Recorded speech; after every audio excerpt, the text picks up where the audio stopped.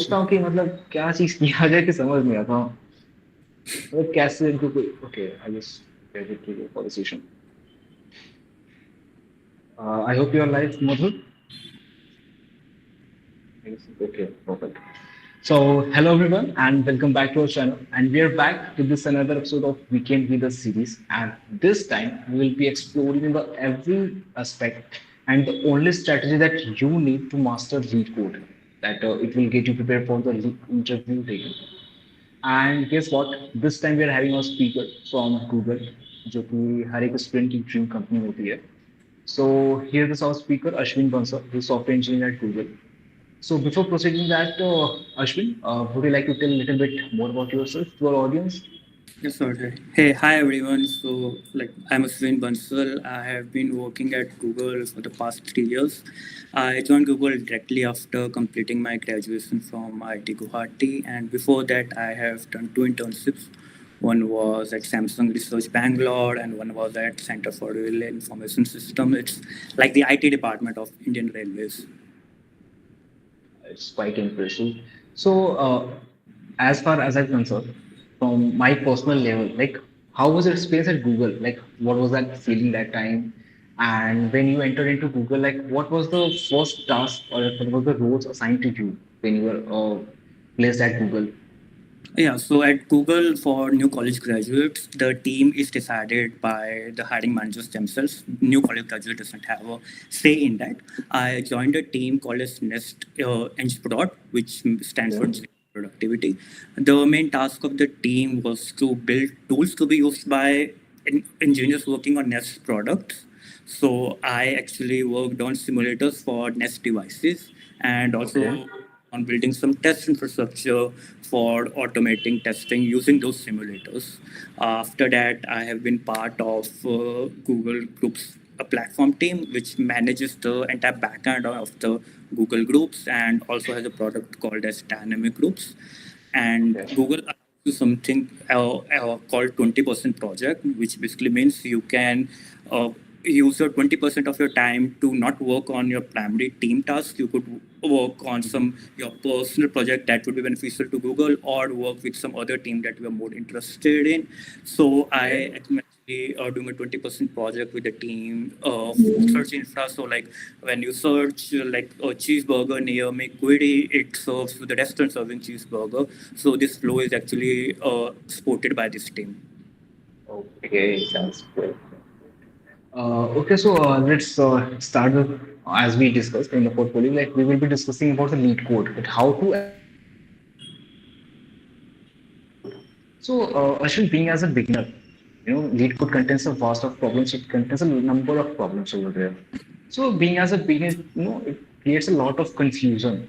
Like from where should I start? Like, what should be my first question? So, like, can you suggest some strategy for beginners to select or like where they can start for solving the problems?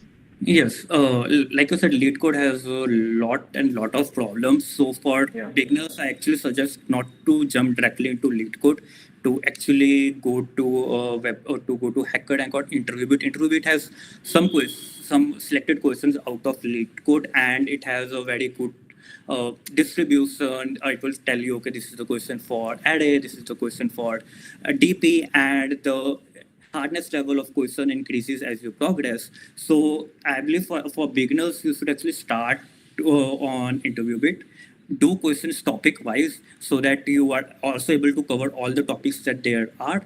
And then once you have completed interview bit, you would have confident that you have covered all the topics, and then you can actually jump to lead code. And then when you jump to lead code, you don't need to know what is the topic of the question. So then at that time you can just randomly select any question. Like I did interview bit first, and when I moved to lead code, I used to do questions in serial order. Okay, so as per you, students first have to go to Hacker for practice. Hacker Earth or interview bit, some website where the Interview.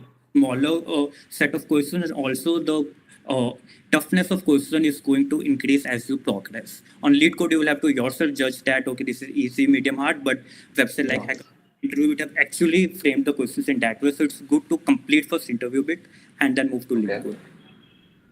Okay, that's great. So a beginner should get their hands dirty on this HackerUp and interview bid platforms. Then should move to LeetCode for better Yes. practice, right? Okay, Yes. that's perfect. Like we are discussing about the effective strategy. Like, there are tons of tutorials and videos that how to master LeetCode and efficiently use it. But can you mention some important key points regarding this? Like, how can someone efficiently use LeetCode? Like, how? Yeah. So when you're solving lead code, you should remember that your goal is not to just solve that question, but to extract maximum knowledge out of that question. So if the question can be solved in multiple ways, you should be aware of that.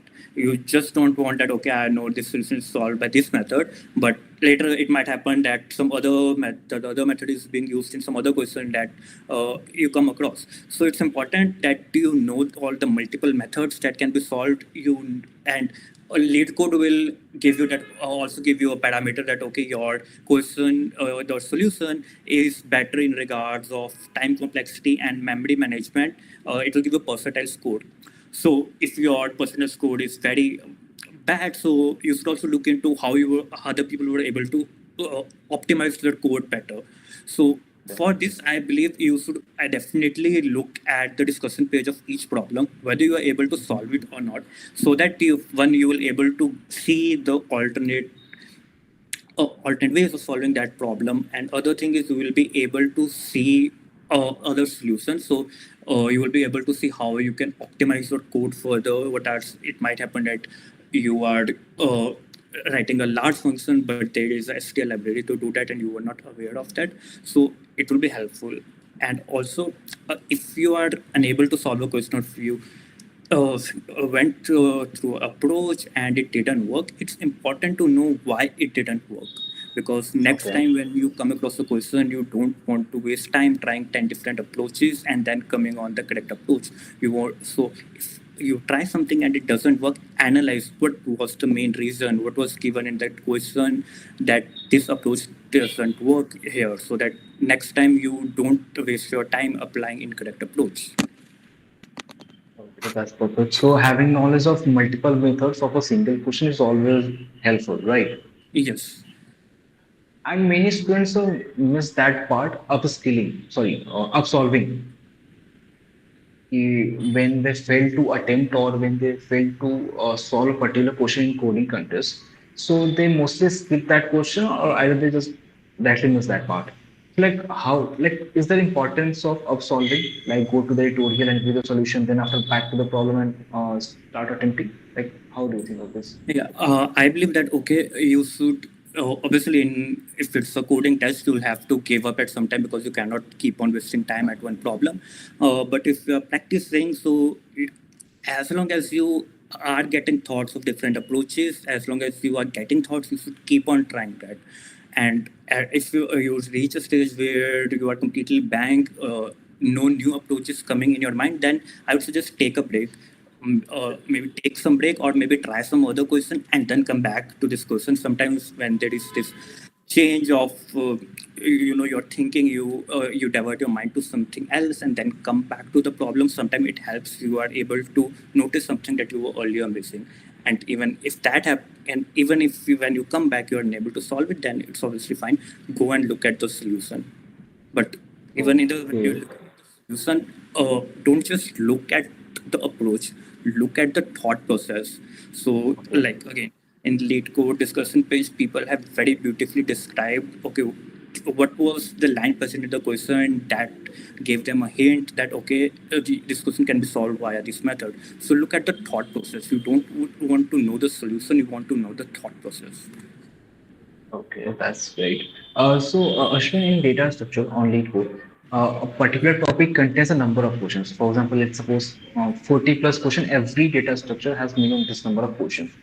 So, being as a problem solver, like, is there any particular number or is there any particular limit that they should be confident after solving this number of problem that yes, I'm confident with this topic, and now if any question comes from this particular topic, then I will be able to solve that one. So, like, is there any way to categorize such methods or like how to? identify Uh, such patterns? no, there is not a proper number where you can be confident you will be able to solve. You can always increase the complexity. There are questions that even people who are mastering code forces are unable to solve. So it's not like you can all guarantee or be extremely completely confident. Okay, I'm definitely going to be able to solve, because you can always raise the bar of the question. So that's why if you have solved the interview bit earlier, you would have covered all the different topics that there are, and you would have some confidence that okay, I am able to have covered all the topics. I'm able to I have knowledge of all the topics, so I should be able to cover. Uh, it might happen that based upon your from person to person differ. Some people have to do more questions to gain that confidence. Some people are weak in a particular area, some particular topic, and then they have to practice more on that area. So there's no generic answer. So first, go through a website where you're able to solve some questions each topic. Then analyze which topic you feel you are most underconfident in. Then go and practice that topic. Okay. So I guess there's no any fixed topic. Most of the students used to commit this mistake. Like if they have 40 questions or 30 questions in array segment, so they try to solve each 30 question, and it takes time. So they covered very less topic in but in more duration. Because it creates a confusion regarding this part. Okay, so like another mistake that mostly students commit is practice versus learning, because obviously data science is all about learning new concepts, learning new methods to solve problems. But at the same time, students used to skip the revision part. So, like, how will you suggest to maintain a decent balance between this practicing the previous one concept and still learning the new concepts together? Like, any strategy that you have? If you are, solving lead code in a random way, or like by uh, going through questions in, Mhm. serial order, or some random way where you are not targeting any specific topic, Yeah. by law of randomness, you will be able to practice all the topics that there are. So in that way, you will be able to revise all the previous things that you have done, and as and when you face new uh, as in when you're unable to solve a problem, you will be able to learn more. So if you are solving problems in a random way, it will get taken care of naturally. Okay. Ashwin, is there any time management strategy? Like, obviously, LeetCode has number of questions. There are lots of concept over there. So, do you fix any particular timing duration for a particular question? Like, you have to give this much time only to a particular question. Like, what kind of time management you followed at your time? Okay, yeah. So it depends upon where you are at your preparation journey. In the beginning, if you have a lot of time, you can actually do what I told you earlier, that okay, as long as you're getting thoughts in your mind on different approaches, just keep on trying.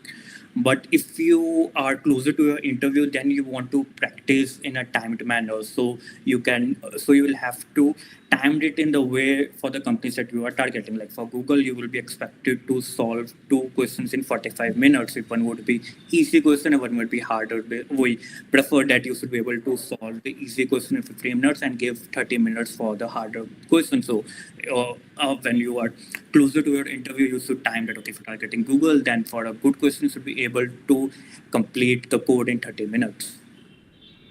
Okay, that's great. So, this was all about the beginner. But what about those learners who actually find difficulties in solving this complex problem? Like when it comes to dynamic programming, deep neural graph, or particular graph questions.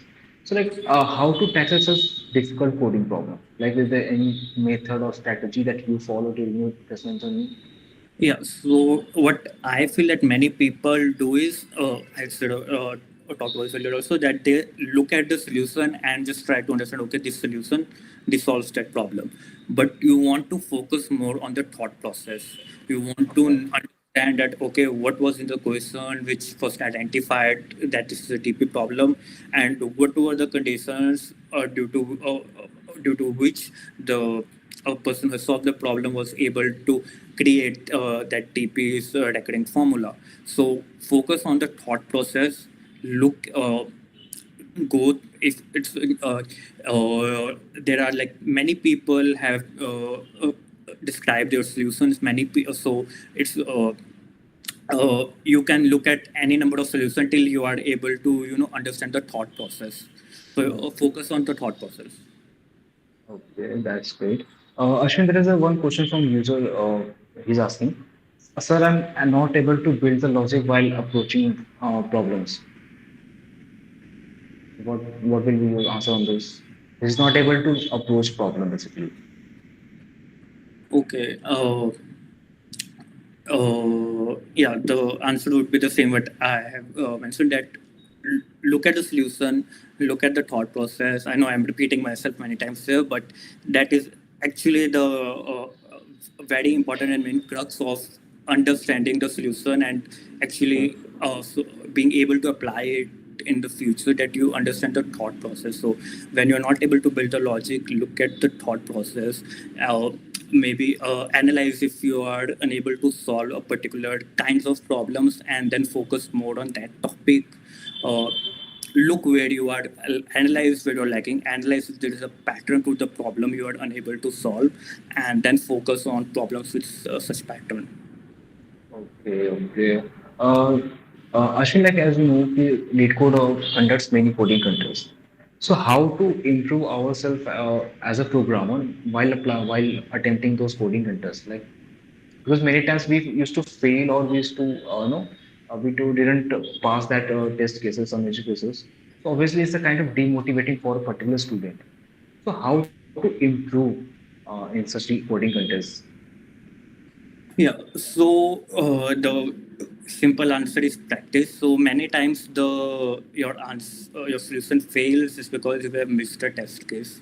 So with practice, you'll be able to guess that okay, for these questions you need to look at negative numbers. These are the edge conditions. So you will have to just keep on practicing, and with practice this thing improves. I also faced this earlier also, that I used to miss edge case, but you just have to don't give up and keep on learning whatever you have missed, that understand that okay, it was this kind of problem and it had this kind of edge case which I missed. So Yeah. next time you will be probably able to remember. Just don't when you miss a test case, just don't look for how you could fix that edge case. uh, Try to understand that okay, for this kind of problem there could be this kind of edge case, so that next time you are able to identify it yourself. Yeah, that's great. So at last, Swin, any single piece of advice from your end to all the young programmers who are watching us or who will be watching us? Yeah, one thing that I have also faced, and all my friends have also faced, that there comes time when you know that you are not making a progress. Like, Yeah. if you are giving coding contests, then it will provide you a rating, and you would say, okay, my rating is completely constant, or it is going down. Everyone goes to a phase where they feel that they are not improving, that they're not able to see the output of their efforts. I would suggest don't give up. So that is just a phase and it goes away, and everyone faces that. So many people demotivate themselves that okay, I'm unable to see output of my efforts, so I will Yeah. reduce efforts and just give up. Don't give up, and just give it some time, and with time you will be able to see the output of all the efforts. Okay, that's great. I guess the only student can do is make the efforts and be consistent while all the journey, and Yes. surely one day he will crack. Yeah. Okay, that's great. Okay, that's all for today's session, guys. Thank you guys for joining us, and thank you, Ashwin, for giving your time and also valuable tips. Hopefully, it will inspire a lot of students who are watching us right now. And someday, your junior will be joining you in Google. Yeah. So, yeah. Okay, thank you, guys. Thank you. Bye bye. See you tomorrow. Thank you.